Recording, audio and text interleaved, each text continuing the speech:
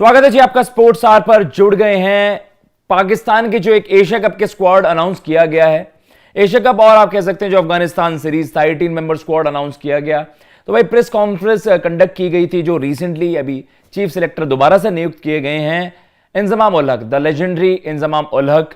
और उनका टेन्योर पहले भी बड़ा सक्सेसफुल था 2016 से 2019, जिसका आप कह सकते हैं कि जिक्र उन्होंने खुद भी किया कि भाई मिकी आर्थर और मेरी ये जोड़ी थी, तब भी हमने काफी अच्छे फैसले लिए, जिसका आपको रिजल्ट आज दिखता है। बाबर आजम हो गए, रिजवान हो गए, शाहीन, शादाब, आपको उसी एरा से आपको लगा कि जो स्मूथ ट्रांजिशन हुआ पाकिस्तान क्रिकेट में, तो उसके लिए आपको क्रेडिट देना चाहिए इंजमाम उल हक को। तो उम्मीदें इस बार भी बहुत ज्यादा थी क्योंकि आपको अभी रिसेंटली आपने ज्वाइन करा और आपको इतना बड़ा, आप कह सकते हैं इतनी बड़ी जिम्मेदारी वहां पर दी गई कि आपने भाई एशिया कप के लिए, वर्ल्ड कप, एशिया कप के लिए कह रहा हूं कि मतलब आपने एशिया कप के लिए स्क्वाड अनाउंस करना ही करना है। और डेफिनेटली वो विजन में वो भी होगा कि 50 जो आपका 50 ओवर वर्ल्ड कप खेला जाना, ओडीआई वर्ल्ड कप खेला जाना इंडिया में, तो वही दावेदार वहां पर भी होने वाले हैं। तो आपके पास बड़ी अपॉर्चुनिटी थी। अब इन सेंस कि देखिए मैंने पॉइंटर्स वो नोट डाउन कर लिए हैं, पूरी जो प्रेस कॉन्फ्रेंस वहां पर की गई। आप कह सकते हैं कि देखिए पाकिस्तान क्रिकेट की एक बात ये अच्छी लगती है कि वो बड़ी ट्रांसपेरेंसी होती है। फैंस देख रहे होते हैं, तीखे सवाल पूछे जाते हैं, रिपोर्टर्स मतलब कोई भी सवाल पूछने से पहले हिचकिचाते नहीं है। मतलब जो उन्हें सवाल पूछने होते हैं वो आप लाइव देखिए, प्रेस कॉन्फ्रेंस हो रही होती है और ट्रांसपेरेंसी रहती है। फैंस जो उनके हैं कि भाई मच अवेटेड रहते हैं ये सब जवाब। देखते हो कि इवन इंडिया में अगर ये हो तो आप कितने एक्साइटेड रहे कि भाई एशिया कप का शेड्यूल, एशिया कप का स्क्वाड सामने आएगा, बड़े फैसले लिए जाएंगे, किस खिलाड़ी की एंट्री होगी, कोई सरप्राइज इंक्लूजन होगा कि नहीं। तो ये भी बड़ी इंटरेस्टिंग सी आप कह सकते हैं एक प्रेस कॉन्फ्रेंस थी और इंटरेस्टिंग जवाब भी थे इंजमाम उल हक। आप देखते हैं कि अगर आप उनकी कॉमिक आप कह सकते हैं कि भाई जो मतलब बड़े मजाकिया भी हैं, मतलब इन सेंस कि आप कहते हो कि यार कभी कभार कुछ ऐसी चीजें बोलते हैं, मजाकिया होती भी नहीं है तो आपको मजा आता है, लेकिन एक बड़ी जबरदस्त पर्सनैलिटी है। और ओवरऑल आपने देखा है कि be it as a cricketer, as a captain of Pakistan team, coach रहे वो अफगानिस्तान के, चीफ सेलेक्टर रहे पाकिस्तान के, उन्होंने बखूबी अपनी आप कह सकते हैं जिम्मेदारी निभाई है। तो सीधा आ जाते हैं जी पॉइंटर्स, किन किन बातों पर फैसला, मतलब आप कह सकते हैं कि वहां पर सवाल पूछे गए, तीखे सवाल पूछे गए और उनको किस तरीके से काउंटर किया इंजमाम उल हक ने। सबसे पहली बात जी, फहीम अशरफ, जाहिर सी बात थी, बड़े बड़े चाहे कितने भी वहां पर हो जाती चीजें, लेकिन वहां पर सबसे ज्यादा सवाल पूछे जाने थे कि भाई फहीम अशरफ एकदम से out of nowhere ODI setup में कैसे आ जाते हैं, वो भी एशिया कप के स्क्वाड में। और आप कह रहे हैं कि मतलब अगर आप एशिया कप के लिए पिक कर रहे हो, डेफिनेटली वो ओडीआई वर्ल्ड कप की स्कीम ऑफ थिंग्स में होंगे। तो फिर वो ये कि इतना बड़ा इंक्लूजन हो जाना, जाहिर सी बात है उन पर सवाल उठने थे। अब किन्हीं खिलाड़ियों पर आप देखते कि देखिए यहां तो एक तो सरकारें बदलती रहती हैं, बोर्ड्स बदलते रहते हैं, बड़े बड़े जो पोजीशंस है वो बदलती रहती हैं, तो कहीं ना कहीं आपको कुछ फेवरेटिज्म जरूर देखने को मिलता है। शान मसूद को यहां पर नेग्लेक्ट किया गया, इग्नोर किया गया। उनका यह हवाला दिया गया कि भाई उनके 9 मैचेस में जो उन्होंने ओडीआई मैचेस खेले हैं उसमें उनकी परफॉर्मेंसेज नहीं आएंगे। लेकिन हिंजी भाई अगर आप देखें कि 5 ओडीआई मुकाबले वो कभी 2019 खेले और इस बार तो 2013 की अगर आप बात कर रहे थे, हमने कहा भाई उसकी फॉर्म नहीं लगी ओडीआई में। 4 मैचेस में उसमें भी एक 40 का स्कोर उसका था, 40 ऑड रन उसने न्यूजीलैंड की वर्सेस करे। चलिए आपने कहा कि वो न्यूजीलैंड की वर्सेस इंप्रेस नहीं कर पाया, अपने ओडीआई जब भी उसको मौके मिले उसने इंप्रेस नहीं करा, अच्छी बात है।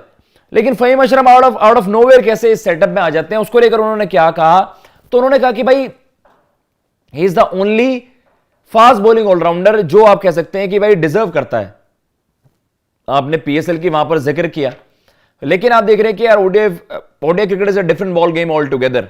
लेकिन आपने वो ये कि उनके इंक्लूजन का बस आपके पास एक ही जवाब था कि भाई फास्ट बॉलिंग ऑलराउंडर्स की अगर आप बात करोगे तो उसमें आप कह सकते हैं कि उस कंटेंशन में पहले दावेदारी फहीम अशरफ की होगी। तो चलिए आप ये कह सकते हैं कि अगर एक फुल फ्लेज 18 मैन स्क्वाड आप अनाउंस कर रहे हो तो डेफिनेटली उसमें वैरायटी होनी चाहिए।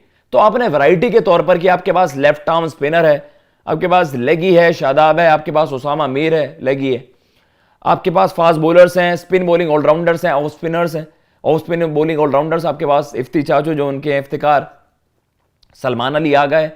तो आपने एक वैरायटी ऐड करी है अपने बॉलिंग यूनिट में, आप कह सकते हैं जो आपको बैटिंग से यूटिलिटी दे। तो इंजमाम उल हक ने उस तरीके से उस सवाल का आप कह सकते हैं जवाब दिया, जो कि आप कह सकते हैं कहीं ना कहीं चलो लेजिट है। लेकिन फिर वही चीज की जो पैरामीटर्स बाकी खिलाड़ियों के लिए नहीं आपने अपनाए, उसमें भी आपने थोड़ी अलग ही बातें कही, उन पर भी जिक्र करते हैं। तो भाई जैसे कि मैं इमाद की बात करें, शान मसूद की बात करें, जमान खान जो एक क्वालिटी आप कह सकते हैं कि एक साइड आर्म फास्ट बॉलर है, आप उसकी परफॉर्मेंसेस देखिए शॉर्टर फॉर्मेट में, स्पेशली आप देखते हो कि भाई बड़ा क्वालिटी है, लेकिन उनको ये कहकर मतलब आप कह सकते हैं कि जब उनकी बात है कि भाई उनका सिलेक्शन क्यों नहीं, तो जमान खान को ये कहा कि भाई अभी 50 ओवर फॉर्मेट में उनको और ज्यादा आप कह सकते हैं एक्सपीरियंस की जरूरत है। T20 में उन्होंने इंप्रेस करा है, डेफिनेटली उन्होंने कहा है कि उनको आगे जाकर कंसिडर किया जाएगा, एक एक्साइटिंग प्रोस्पेक्ट है। और उन्होंने साफ सीधी बात यही कही कि भाई देखिए जो खिलाड़ी मिस आउट कर गया है ना, वो आपको लगेगा कि थोड़े से यार उन लोगों को मतलब ये कह रहे हो कि वो ड्रॉप नहीं हुए, वो हमारे 21 के स्क्वाड में होंगे। 21 जैसा कोई स्क्वाड नहीं होता, वो डेफिनेटली मिस आउट कर रहे हैं। अगर आप 18 मेंबर स्क्वाड में मिस आउट कर रहे हो, फिर भाई उनकी जगह आप नहीं मान रहे कि वो सुटेबल नहीं है, वो मतलब वहां पर दावेदार नहीं थे, तभी आपने उनको 18 से मिस आउट करवाया। तो शान मसूद का ना होना, उन्होंने कहा भाई आउट ऑफ फॉर्म है, जबकि मुझे लगता है रिसेंटली तो ओडीआई में आप देखोगे भाई उसने अपनी इंटेंट बदली ना। सौद शकील को आपने कब ओडीआई मुकाबले खिलाए थे, लेकिन आपने उनको कंसिडर करा। चलिए आप मान के चल रहे हो, हम एक क्वालिटी हम उनकी जो उन्होंने इंप्रेस करा है, अच्छी स्ट्राइक रेट पे ऑपरेट करा है, रेड बॉल क्रिकेट जरूर था श्रीलंका के वर्सेस, लेकिन सौद शकील ने इंप्रेस करा है। चलिए वो बात समझ आती है, उन्होंने ओडीआई कभी पहले खेले हो इंग्लैंड के वर्सेस, कभी खेले हो 4-5 मुकाबले, उनको आपने उस तरीके से कंसिडर नहीं करा, लेकिन सौद शकील को आपने मौका दिया। शान मसूद ने आपने रिसेंटली देखा, उसने 4 मैचेस के फेलियर पर आपने कह दिया, जिसमें से भी एक 40 है। अब्दुल्ला शफीक ने 3 ओडीआई मुकाबले खेले हैं, परफॉर्मेंस उनकी भी कुछ ऐसी नहीं खास आई, एक नीदरलैंड के वर्सेस खेल लिया, एक न्यूजीलैंड के वर्सेस, तो 3 मैचेस के बेसिस पे आपने अब्दुल्ला शफीक को जरूर कंसिडर कर लिया है। क्यों? क्योंकि अब्दुल्ला शफीक ने और आपको सौद शकील ने बहुत ज्यादा इंप्रेस करा है। देखिए कहीं ना कहीं हम जानते हैं इन्फ्लुएंस रिलेशंस का भी होता है। बाबर आजम अब्दुल्ला शफीक का एक अच्छे रिलेशंस है, बाबर आजम सौद शकील और अब्दुल्ला की आप बात करोगे ना, टैलेंट की कोई कमी नहीं है, लेकिन जो बात आपने कही कि यार शान मसूद की फॉर्म नहीं लगी हुई, तो भाई सैंपल साइज उतना भी वही है, मतलब आप ज्यादा कुछ डिफरेंस नहीं देख रहे हो। लेकिन खैर ये बात है कि इमाद, शान और जमान को तो कह दिया कि भाई हमारा वो 21-22 खिलाड़ी को जो एक ग्रुप है, ऐसा नहीं है कि वर्ल्ड कप का हमने ऐलान कर ही दिया, वर्ल्ड कप हम अभी देखेंगे किन खिलाड़ियों की परफॉर्मेंसेज आएगी, उसके बेसिस पर हम आगे चूज करेंगे। तो इस तरीके से आपने वहां पर वो चीजें हैंडल करी। शकील को उन्होंने कहा कि भाई मैंने शकील को देखा है रिसेंटली, एक उन्होंने ये भी कहा कि देखिए मैं ज्यादा उनसे ये भी पूछा गया कि आप डोमेस्टिक परफॉर्मर्स पर भी ध्यान दे सकते थे, आपने कुछ वहां पर जैसे तैयब ताहिर का नाम आया है, वहां पर आपने उनको देखा, एक एक्साइटिंग यंगस्टर है तो उसको मौका दिया इमर्जिंग एशिया कप में, इंडिया वर्सेस पारी आपको याद आएगी, और आपने हारिस को मौका दिया as a backup wicket keeper, समझ आता है। लेकिन वो ये कि उन्होंने शकील को आप कह सकते हैं कि शकील पर एक आप कह सकते हैं एक विजन के तौर पर, हमने यहां पर इस प्लेटफॉर्म पे भी कहा था कि क्वालिटी है, you can consider him as a middle order batter for future ODIs के लिए। लेकिन वर्ल्ड कप की स्कीम ऑफ थिंग्स में भी क्यों ऐसा मैं कह रहा हूं, इंजमाम उलग ने साफ उन्होंने कहा कि बहुत इंप्रेस करा उन्होंने रिसेंटली श्रीलंका के वर्सेस, कहे कि भाई देखो टेस्ट क्रिकेट में वैसे स्ट्राइक रेट का मसला नहीं होता, आपको सिचुएशन के हिसाब से खेलना होता है, लेकिन सौद शकील की आप पारी पहले वाली देखिए, आपने जो 125 मतलब जो आपने न्यूजीलैंड के वर्सेस 100 किया था, उसके बाद आप देखिए जो इन्होंने श्रीलंका में इंटेंट दिखाई है, तो टीम के कॉज के लिए उन्होंने अपना गेम ऊपर करा है। तो उन्होंने कहा है कि मुझे बहुत इंप्रेस करा सौद शकील ने, तो हमने उसको कंसिडर करा है। डेफिनेटली उसके नाम के आगे वहां ये मेंशन था कि आप अफगानिस्तान टूर के लिए पिक हुए हो, एशिया कप में उन्होंने स्पेसिफिकली मेंशन करा कि नहीं है, लेकिन अगर आप इंप्रेस करते हो तो आपको वहां पर भाई मौका दिया जाएगा। तो उन्होंने कहा ऐसा कोई भाई स्पेसिफिक नहीं है कि ये बंदे चुने गए हैं तो ये वर्ल्ड कप की टीम भी हो जाएगी, नहीं, कहेंगे हम परफॉर्मेंस के बेसिस पे हम वहां पर और बड़े फैसले लेंगे। जमान को यही कहा lack of experience 50 over format का, शान को फॉर्म का मसला बताया। इमाद वसीम भी एक क्वालिटी प्लेयर है, क्वालिटी लेफ्ट आर्म ऑर्थोडॉक्स है और बैट से भी यूटिलिटी काफी अच्छी है, पीएसएल में आपने उनकी परफॉर्मेंसेस देखी हैं।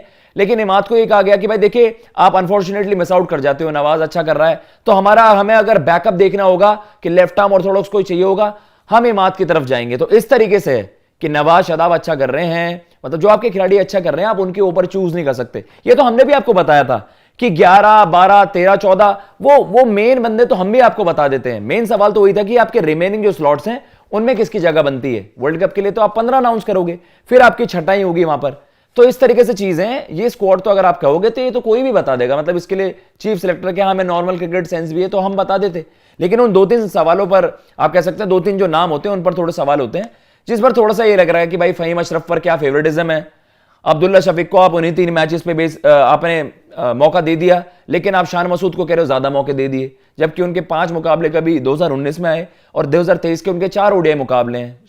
अब्दुल्ला शफीक ने 3 खेले हैं, पर चलिए मैनेजमेंट उनको बैक वहां पर कर रही है। बाबर आजम कैप्टनसी पर यही सवाल पूछा गया कि भाई आप T20 बाकी फॉर्मेट्स में और किसी कप्तान की तरफ देखेंगे अगर खराब परफॉर्मेंस आई, तो इंजमाम उल हक साहब ने साफ मना करा कि भाई, उन्होंने कहा कि कैप्टनसी एक ऐसी चीज होती है, एक ऐसा आप कह सकते हैं कि एक ऐसा रोल होता है किसी भी टीम में कि आप बैकिंग देते हो, क्योंकि आप इसमें ज्यादा मिक्स एंड मैच करोगे, ज्यादा इधर उधर चूज करोगे, मतलब आप कह सकते हैं ना कि अप डाउन करोगे, तो वो दिक्कत ही करती है कि आपको स्टेबिलिटी के लिए एक कप्तान को बैकिंग देनी चाहिए। और बाबर आजम को आपने देखा T20 world cups back to back आपने देखे कि भाई सेमीफाइनल करवाया, फाइनल करवाया, ओडीआई में नंबर 1 भी बनाया, चाहे कितनी भी देर के लिए बनवाया हो। टेस्ट क्रिकेट अब आपने, जो आप एक फेलियर था पिछले साल, अब आपने श्रीलंका में जाकर सीरीज सील करी, तो वो कह रहे कि भाई देखिए, मेरी तो बैकिंग बाबर की तरफ ही रहेगी। मतलब मेरा ये कहने का मतलब है कि उन्होंने यही कहा, मैं बाबर आजम इंजमाम साहब को वहां पर कोट कर रहा हूं कि बाबर आजम को, मतलब आप एक कप्तान को ये बैकिंग देते हो कि भाई तू, आपको समय देना होता है, क्योंकि आपकी टीम जेलअप करती है ना उसके अराउंड ही। अगर वो 3 फॉर्मेट खेल रहा है और जैसे बाबर की क्वालिटी है, तो उन्होंने कहा कि भाई मैं तो बाबर को ही बैक करूंगा, 3 फॉर्मेट के कप्तान वो ही रहेंगे। तो साफ सीधी बात ये, बाबर आजम पे नो नॉनसेंस एक चीज जो सवाल उठते रहते हैं कि यहां के कप्तान कौन होंगे, अब अगला कप्तान किसको ग्रूम कर रहे हैं, क्या शादाब होगा, क्या शाहीन होगा, क्या रिजवान होगा? नहीं, बाबर आजम ही अभी आपको कप्तानी वहां पर करते हुए दिखाई देंगे, जो कि एक अच्छी बात भी है। जो आपने इंडिया से भी देखा कि भाई आपने क्रॉस फॉर्मेट्स विराट कोहली को लगातार कप्तानी करते हुए देखा, क्योंकि वो बंदा भाई तीनों फॉर्मेट्स में सूट भी करता है। मतलब इजीली आप देखते हो one of the best batter है बाबर आजम, और कप्तानी पे उन्होंने कहा कि समय देते हो, समय के साथ साथ रिजल्ट्स आते हैं। और आपने देखा कि बाबर आजम का जो कोऑर्डिनेशन है उनकी टीम के साथ बड़ा जबरदस्त है, तो आप कह सकते हो कि उसके अंडर उसकी टीम थ्राइव करती है, अच्छा करती है। तो उन्होंने इस बात पर यही कहा, और उन्होंने बस यही कहा कि भाई जिस तरीके से किन्हीं खिलाड़ियों को आपको लगेगा कि हम हार्श हुए हैं, वो थोड़ा सा होता ही है कि यार एक खिलाड़ी, मतलब उन्होंने ज्यादा खराब नहीं करा, बस कंपटीशन में आप मिस आउट कर जाते हैं। और शान के लिए आपने, इमाद के लिए, और आपने जो बाकी खिलाड़ी हैं, जमान हो गए आपके, जो मिस आउट कर गए हैं, वो ऐसे नहीं है कि अब आपने भाई पुष्टि कर दी अथॉरिटी के साथ कि वर्ल्ड कप की टीम होगी। नहीं, अभी आप परफॉर्म करते हुए देखोगे। अफगानिस्तान सीरीज है 3 मैच की, फिर एशिया कप है, इतना बड़ा इवेंट है, तो आप उसके बाद भी फैसले ले सकते हो। अभी आपकी जो डेडलाइन होती है वर्ल्ड कप की, उसको अभी समय है। तो उन्होंने कहा है कि आप इसे मत मानिए, यही वर्ल्ड कप के 15 इनमें से ही होंगे चूज, बाहर से भी आप, इमाद भी आ सकता है, एंट्री कर सकता है, बाकी जो आपके ऑप्शंस है, शान एंट्री कर सकता है, जमान एंट्री, आपके पास ऑप्शंस हैं, आप एक्सप्लोर कर सकते हो। तो इस तरीके की प्रेस कॉन्फ्रेंस थी, मतलब आप कह सकते हैं मिक्स थी, और इससे बेटर क्या ही कर सकते। देखिए, इंजमाम उल हक को आप हेट नहीं करते, बड़े ही मजेदार वो पर्सनैलिटी है, मेन, मतलब बहुत ज्यादा हद तक आपको यही स्क्वाड देखने को मिलता है। बस 2-3 नामों पर एक सवाल था, सबकी आंखें खुली रह गई कि भाई फहीम अशरफ आ गए ऑल ऑफ अ सडन, उन पर यही कहा गया जो बातें हमने आपको बताई इस वीडियो में। तो सारी चीजें आप कह सकते हैं it was a balanced press conference, और यही कर सकते थे इंजमाम उल हक। और उनका अभी टेन्योर स्टार्ट हुआ है यार, उनको भी तो आप एकदम से ना, उनके पास सिलेक्शन टीम है, उन्होंने कहा धीरे धीरे सिलेक्शन टीम बनाएंगे भाई, बड़ी बड़ी आप कह सकते हैं। अभी मैंने ज्वाइन करा, आप ज्यादा हार्श मत होइए, जो मैं बेस्ट कर सकता था वो बेस्ट किया है। तो अब आप देखिए आप किस तरीके से उसको जज करते हैं। तो आप बताइएगा कैसा लगा आपको ये analysis Inzamam ul Haq press conference का। प्लीज बताइएगा कमेंट बॉक्स में, आपकी प्रतिक्रियाएं क्या हैं, आप अपनी सजेशंस दे सकते हैं। और प्लीज चैनल को सब्सक्राइब करना ना भूलिएगा, जो भाई फेसबुक पे देखें प्लीज आप हमें फॉलो कर सकते हैं अप्रिशिएट करने के लिए। प्लीज अगर वीडियो पसंद आए तो लाइक कर दीजिएगा, सब्सक्राइब शेयर कर सकते हैं। फिलहाल मैं लेता हूं इजाजत, जय हिंद, जय भारत।